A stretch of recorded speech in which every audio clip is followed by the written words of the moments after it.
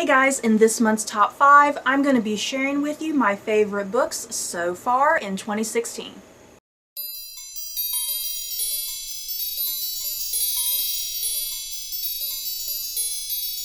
I tell you what, you guys, this top 5 was kind of difficult to do.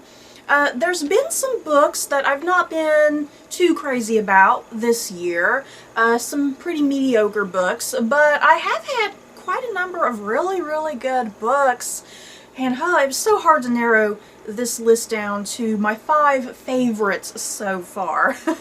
So let's get going. At number 5 I have And Then There Were None by Agatha Christie.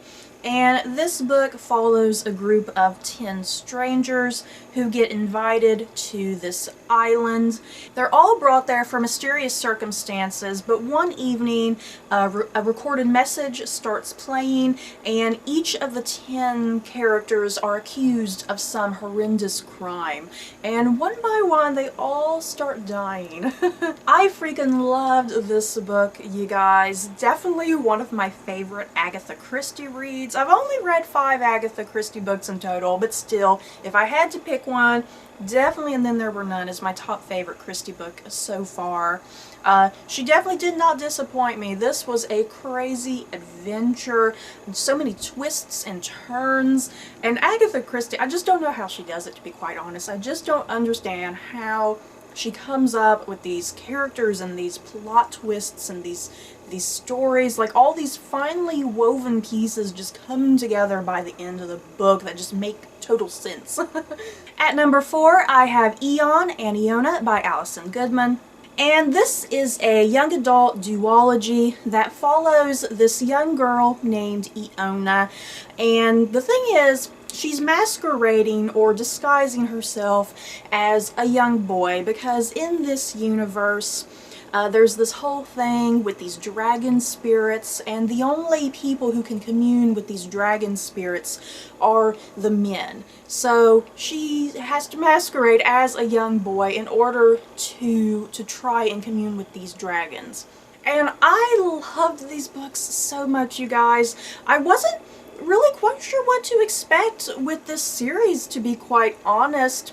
Sometimes young adult fantasy can be very hit or miss with me, but oh man, I love these. Alison Goodman, wow, what an interesting way to tell her story. Just so complex, very unique and fascinating characters. I love the whole concept. Plus, this is a fantasy world, and you know, traditionally with fantasy, a lot of times fantasy draws upon like the medieval English period, you know, sometime around that time. But what Alison Goodman does is she gets inspiration from like ancient China, you know, ancient Asia pretty much. And I love that. I love that unique concept. At number 3, I have America's First Daughter by Stephanie Dray and Laura Kamoe.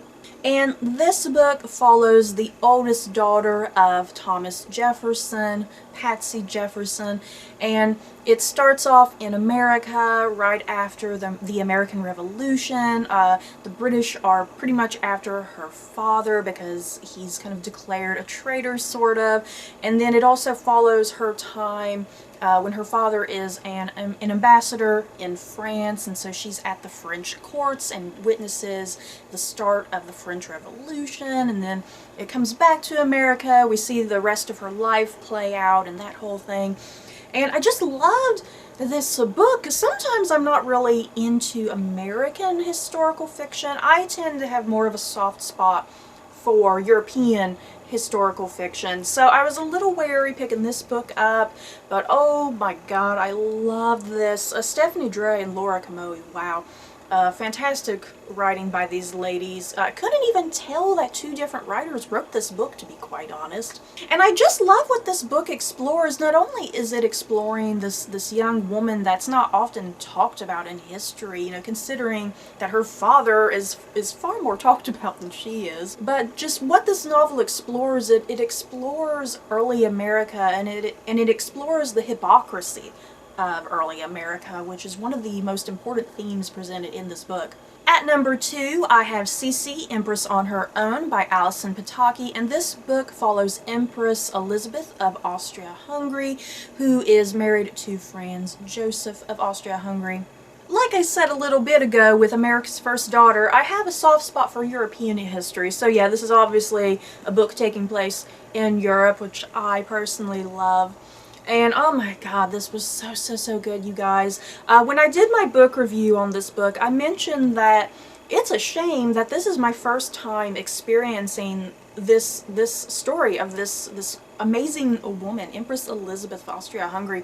Oh, wow, what an incredible woman. She had her own personal demons. She had so many things she had to deal with at the time, you know, especially the whole thing of crumbling monarchies happening all around her, and people revolting, and a lot of people really hating her, but also a lot of people really loving her. So I'm really glad that I ended up winning this book on Goodreads, because it was a nice introduction to this time period and to this woman, because I knew nothing about her.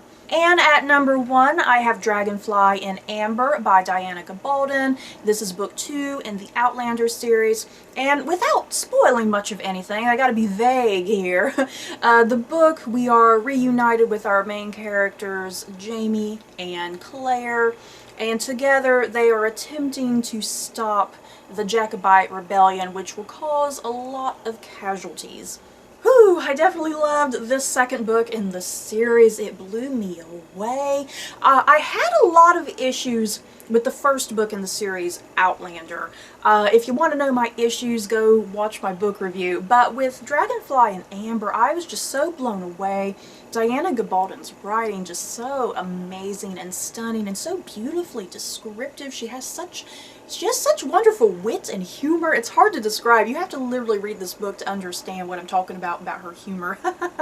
And the whole story, it's just upped one more level, you know, just it gets so crazy and dramatic and so much intensity. I loved it.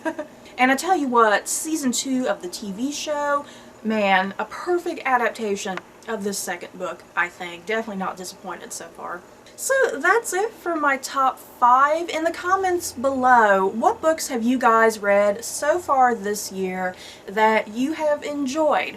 And the thing is, with my list of books here, these books are most likely, definitely, 100% going to end up on my best of 2016 list. So that's it for this video. I hope you guys enjoyed. Don't forget to like, comment, and subscribe. And if you like this video, you may like these other videos. Bye, guys.